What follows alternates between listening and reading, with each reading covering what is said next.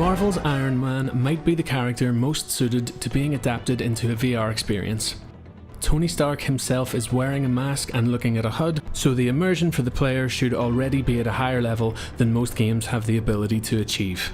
Having now sat down with Camouflage and Sony's Iron Man VR for a couple of hours, I feel like I've gotten to grips with the famous suit. Could this be the game that the PlayStation VR needs to stop it becoming a fad? Or does this Avenger need to reassemble? Hey, find out with me on my preview for Iron Man VR.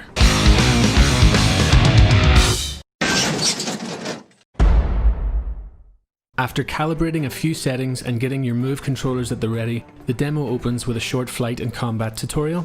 The move wands are put to very clever use here. The wand's triggers are used as Iron Man's thrusters, and depending on how you're holding your hands, you control your flight path. It's very intuitive, and after a few minutes clumsily working it out, you'll be weaving in and out of rock formations with ease. Good. Feels good. A nice narrative and cinematic introduction sees the game lean into the characters very well. Pepper Potts, Friday and Tony Stark's voice actors all do a good job of embodying their characters. She's gonna thank me. I'm gonna kill you.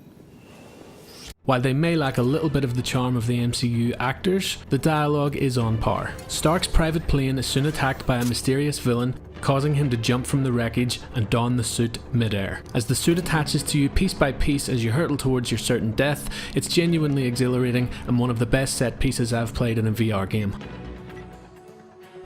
Combat to start can seem a little bit overwhelming, but after a few bumps and a short learning curve, you'll be blasting drones out of the sky in style.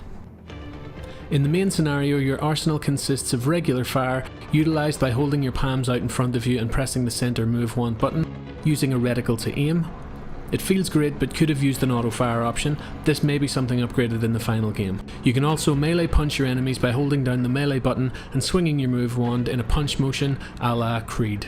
Movement in VR is always an interesting challenge, and seeing how each developer approaches it has been a fun journey. The free-flowing style of Iron Man's flight seems unencumbered by the system for the most part, though there is the small issue of reorienting yourself by pressing the top right and top left buttons on each move wand respectively.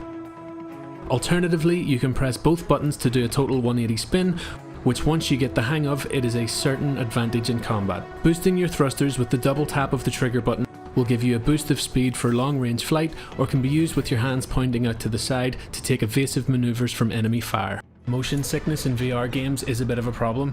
I played the game for 2 straight hours and came out of the headset feeling fine.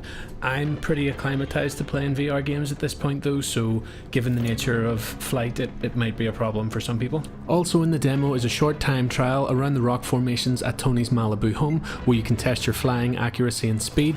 And there's also a combat trial where you can enter timed zones and duke it out with waves of enemies.